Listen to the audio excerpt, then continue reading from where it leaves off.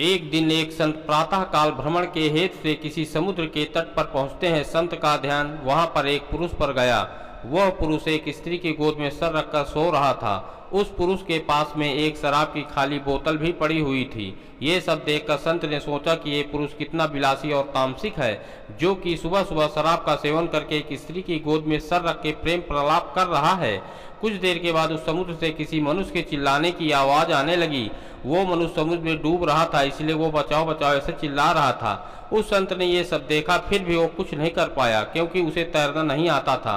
संत बिना कुछ बोले वहीं के वहीं खड़ा रहा और ये सब देखता रहा। जो पुरुष एक स्त्री की गोद में अपना सर रख के सो रहा था, वो खड़ा हुआ और उसे डूबने वाले मनुष्य को बचाने के लिए पानी में कूद पड़ा। थोड़ी ही देर में तो उस पुरुष ने उस डूबने वाले व्यक्ति को बचा लिया और वो उसे समुद्र के किनारे ले आया। अब ये सब नज़ारा देखने के बाद वो संत विचार में पड़ गया कि क्या मैं इस पुरुष को भला समझूं या फिर बुरा। संत उस पुरुष के पास जाते हैं और उनसे पूछते हैं कि भाई तुम कौन हो, यहाँ पर तुम क्या कर रहे हो। उस पुरुष ने जवाब दिया कि मैं एक मछुआरा हूँ, मैं मछली पकड़ने का काम करता हूँ। आज कई दिनों के बाद मैं प्रातःकाल समुद्र से मछली पकड़ने के बाद जल्दी यहाँ पर आराम करने के लिए लौटा हूँ। मेरी माँ मुझे लेने के लिए आई है और उसको कोई दूसरा बर्तन न मिलने के कारण वो इस मदिरा की बोतल में पानी भरकर मेरे लिए लाई है। मैं कई दिनों की यात्रा से काफ़ी थक गया था और इस भोर की सुहावने मौसम में ये पानी पीकर अपनी थकान कम करने के लिए माँ की गोद में सो गया।